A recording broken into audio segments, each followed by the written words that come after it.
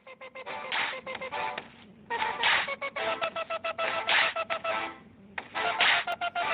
bienvenue pour cette nouvelle vidéo de présentation, cette fois-ci encore une fois en français, et oui, je me mets à la vidéo en français, logiquement.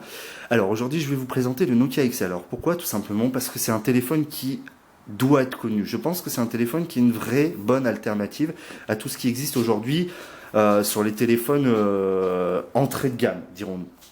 Alors on va faire un rapide tour de la boîte, ensuite on va parler directement du téléphone.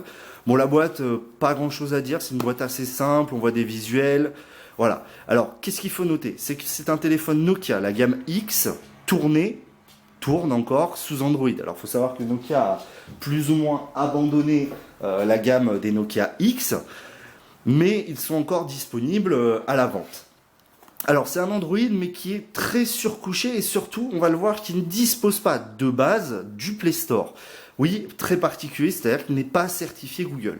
Alors c'est un mobile dual SIM, très limité, on va le voir, mais qui reste relativement intéressant sur bien des points. Donc la boîte, qu'est-ce qu'on a dedans? On a tout simplement un kit piéton très basique et un chargeur secteur monobloc, c'est-à-dire pas de câble USB plus l'adaptateur secteur, mais un lot. Voilà, donc Nokia, voilà, on connaît, ils sont très réputés dans ce domaine, donc on va tout de suite passer à la review du téléphone. Alors, le téléphone, le voici. Donc, c'est le Nokia XL. Alors, c'est-à-dire que Nokia a sorti deux versions, le Nokia X et le Nokia XL. Le Nokia X est tout simplement une version plus petite, avec un écran de 4 pouces, et des performances, on va dire, très limitées. Par exemple, il n'y a pas de caméra frontale, pas de flash. Donc là, on voit déjà, c'est un gros téléphone. Malgré finalement la taille de l'écran qui aujourd'hui est plutôt commune, 5 pouces, mais cela reste une taille d'écran assez standard. Je bouge juste la caméra, voilà, pour qu'on voit un peu mieux. Voilà, donc, alors, vous pouvez voir que les couleurs sont très flashy, très...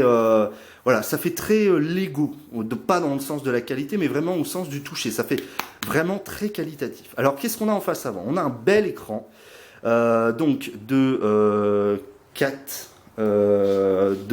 5 pouces. Alors, attendez, je vais régler la luminosité de l'écran, parce qu'elle est un peu faiblarde. Alors, on va aller tout de suite dans l'affichage, luminosité, et on va aller tout de suite en mode manuel.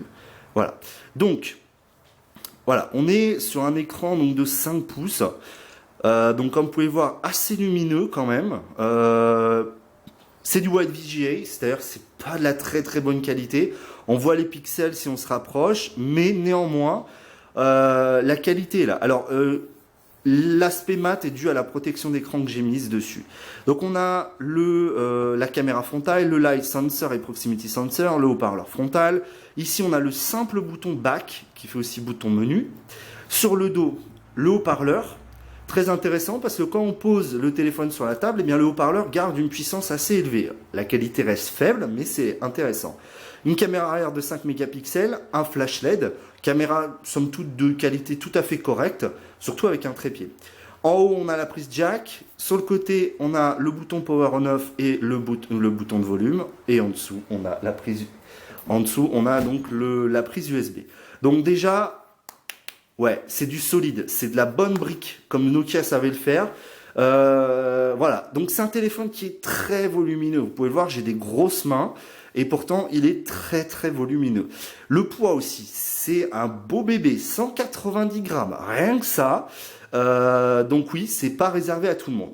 Alors, on va attaquer tout de suite maintenant la partie... Alors, le hardware, voilà, c'est double SIM. Alors, je vais pas vous l'ouvrir, mais il y a double SIM, une carte micro SD jusqu'à 32 Go, une batterie amovible de 1800 mAh qui offre une autonomie correcte, sans plus. Alors, l'écran, voici ce qu'on a sur l'écran. Alors déjà... Le lock screen, on marque un truc, bah ouais, il y a des notifications. Donc ça, c'est plutôt intéressant, c'est sympathique. Voilà, alors, ici, on tombe tout de suite sur le desk, et là, on dit, ah bah ouais, bah c'est du Windows Phone. Ben non, c'est une énorme surcouche Android. Donc, alors, hop, ça m'ouvre tout et n'importe quoi. Donc, le tactile répond bien, c'est fluide. Donc, on a une petite option Fastlane, qui est en fait une sorte de multitâche, sans être du multitâche. Voilà. Alors déjà, on peut, bien sûr, ça c'est un système de tuiles, on peut resizer les tuiles, On peut bien sûr supprimer l'application associée, on peut changer la couleur en tapotant, voilà, en tapotant ici. Bon, vous voyez, il y a plein d'options. Donc les applications se mettent à la suite, on peut créer des dossiers, voilà, etc. Bon, c'est assez intuitif. Même si, bon, il faut aimer, voilà, il faut aimer. Alors, on va aller tout de suite au niveau des paramètres. Alors ici, vous voyez qu'il y a la gestion des doubles SIM. On peut changer, switcher d'une SIM à l'autre avec ça. Là, on a les options. Là, on a tout un tas de petits widgets. Alors, je sais pas si vous les voyez très très bien. On a des petits widgets. Donc, on a Wi-Fi, Bluetooth, les données. Et le dernier, donc, c'est, je sais pas si vous le voyez, c'est couper le son. Donc, les paramètres. Alors, qu'est-ce qu'on a au niveau des paramètres? Le Wi-Fi. Aucun problème, ça fonctionne très bien. Le Bluetooth, ça fonctionne très bien. En plus, j'ai pu le tester avec ma Pebble, donc la montre connectée, ça fonctionne très très bien. On a le compteur de données, réseau données mobile. Donc là, on peut switcher d'une SIM à l'autre. On a le VPN. Dans les paramètres avancés, donc on a l'itinérance et non des points d'accès, etc. Donc, pas énormément de choses à dire à ce niveau-là. Donc la gestion du dual SIM se fait ici. On peut switcher. Donc moi, j'ai qu'une SIM. Voilà, donc en SIM 2, donc c'est la SIM 3G. Ensuite, son et vibration, rien de spécial à dire. Voilà, on va passer rapidement dessus. L'affichage, qu'est-ce qu'il y a de dire? Alors, on a un petit truc sympa qui est l'appui sur l'écran x2. Alors, vous savez, c'est le fameux double tap to wake up, c'est-à-dire en fait, vous l'activez et quand vous êtes en écran comme ça, vous double tapez et ça allume. Alors ce que j'ai remarqué avec cette petite option, c'est qu'en fait, c'est pas vraiment l'écran qui va détecter votre double tap, mais plus le téléphone en lui-même. Donc ça va être une question de voilà d'hardware, simplement parce que si vous double tapez ici, ça va aussi mettre rallumer l'écran, même si vous tapez sur le dos, ça va rallumer l'écran. Donc je pense que c'est plus l'accéléromètre ou un truc comme ça. Le stockage. Alors, le stockage interne est très très limité. Donc, il est séparé en deux, avec un 20 d'un côté et un 12 de l'autre. Bref, et la carte mémoire qu'on peut chausser jusqu'en 32 Go. Ce qui est plutôt pas mal, ça permet de stocker pas mal de choses. La batterie. Alors ça, la batterie, voilà, est très fluctuante. Ça va énormément dépendre de votre utilisation.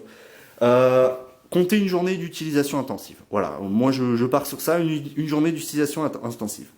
Maintenant, on va aller voir la RAM. Alors, gérer les applications. Alors, la RAM, elle va se trouver ici.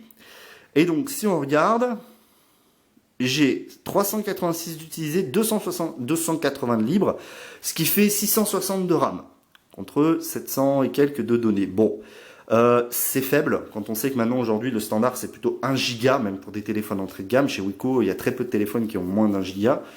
Bon, voilà. Alors, notification. Oui, on peut gérer les permissions.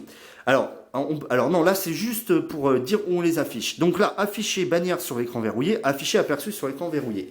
Oui, rien que ça. Donc, ça, c'est pas mal. C'est en fait une notification sur le lock screen, ce qui est intéressant. C'est une option qui n'est pas présente partout. Donc, plutôt sympathique. Ensuite, on a la fast lane. Donc, le fameux truc que vous sweepez vers la gauche quand vous êtes ou vers la droite. Et vous pouvez afficher, c'est une sorte de quelles sont les applications que vous utilisez, c'est du multitâche. Donc on peut les gérer, on peut gérer les notifications qui doivent apparaître dans la fast lane, gérer les historiques, etc. C'est plutôt pas mal. L'intérêt reste quand même très limité, mais c'est intéressant de l'avoir. Le GPS qui fonctionne fort bien avec notamment l'application EarMap de Nokia, qui est juste une tuerie puisqu'elle permet d'avoir donc un GPS offline. La sécurité, tout ce qu'il y a de plus basique, chiffrer le téléphone, voilà, c'est administrateur d'appareil, etc. Langue et saisie, je ne vais pas y passer. Les différents comptes, d'ATR, accessibilité et les options pour développeurs qui sont de base activées. Notification de service, avis sur Nokia. À propos du téléphone, alors on va aller voir. Et comme vous pouvez le constater, il n'y a absolument aucune info sur Android. Juste Nokia X Software Platform 1.2. Donc oui, c'est bien du Nokia et pas du Android. Alors, enfin, c'est bien une énorme surcouche Nokia. Donc après avoir fait ce tour, on va parler rapidement des applications préinstallées. Certaines ont un vrai intérêt. Alors je pense notamment à cette petite application qui est AirMap. Donc AirMap, c'est quoi? C'est un client c'est un GPS, un système de navigation qui est principalement disponible sur les Windows Phone et donc qui a été adapté sur Android. Donc qui permet de télécharger des cartes et de les avoir après offline. Et ça, c'est super intéressant, ça évite de bouffer des données. Ensuite, on a des applis musique, Radio FM musique. Bon, moi, j'utilise Google Play Music. Sinon, et voilà. Donc là, on arrive au store. Alors le store, en fait, de base, vous n'avez absolument pas accès au Google Play Store. Vous avez accès au Nokia Store, qui, en fait, permet aussi d'installer des stores alternatifs, One Mobile ou des choses comme ça. Alors ça reste très limité. Sur One Mobile, par exemple, qui est un store qu'on peut télécharger sur le Nokia Store, on peut télécharger, par exemple, YouTube, etc. Petit problème, on ne peut pas se connecter à son compte YouTube, ni par exemple si on installe Gmail, on ne peut pas se connecter. Donc ça pose des problèmes. Alors moi ce que j'ai fait, parce que je suis un très gros consommateur de Google, j'ai d'abord routé le système, puis ensuite j'ai installé, il est où mon Play Store? Il est là, le Play Store. Et donc j'ai un vrai accès au Play Store. Je télécharge toutes les applications que je veux.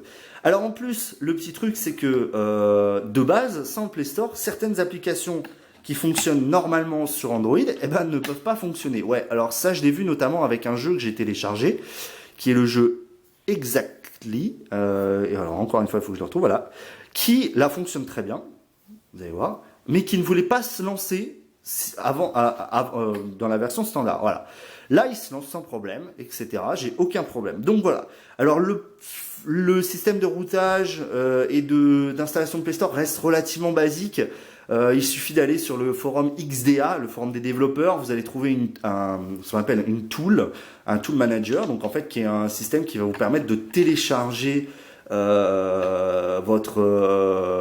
va vous le télécharger, vous connectez votre Nokia au ordi, il va vous le router automatiquement. Alors vous allez perdre tout ce que vous avez dessus, mais il va vous le router. Puis ensuite, vous allez pouvoir installer le Play Store. Voilà, donc c'est mon petit tour. Alors au niveau des scores en tout, je vous les passe, c'est moins de 10 000.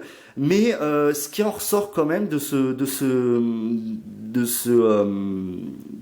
Nokia XL, c'est que c'est vraiment un téléphone à 130 €, même moins, je crois qu'on peut le trouver sur Amazon à 109, je crois, même moins.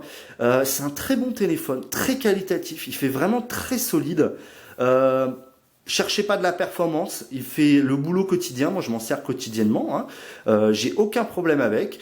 Niveau photo, vidéo, ça reste acceptable pour un téléphone à ce prix-là, surtout quand vous utilisez un trépied comme moi j'utilise, ça reste tout à fait acceptable. Donc voilà, c'est une vraie alternative, il mérite d'être connu, vraiment. Beaucoup plus que son petit frère le Nokia X. Si vous avez à choisir, privilégiez les XL, même s'il est grand et lourd, il est quand même beaucoup plus qualitatif. Je vais quand même vous l'ouvrir parce que je pense que la coque arrière mérite d'être vue. Voilà. Donc quand on l'ouvre, en fait, on remarque que le téléphone en lui-même s'insère dans une coque. Et alors la coque, elle est d'une épaisseur. Ça fait très solide. Donc on a bien les deux cartes SIM.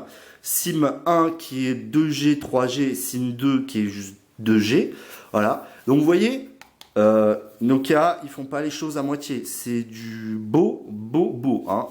Voilà, et vous voyez, en fait, il vient s'insérer dedans. Voilà, donc en fait, au final, et puis alors, le clips, voilà, c'est un bel objet. Je vous l'avoue, sans le route, sans le Play Store, il y a très peu d'intérêt, vraiment.